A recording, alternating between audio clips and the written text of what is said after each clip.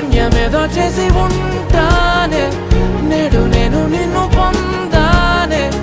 ఎన్ని జన్మలైనా అంటానే నా ఫేవరెట్ నా పెళ్ళామే నాడు బ్రహ్మ కోరి రాసి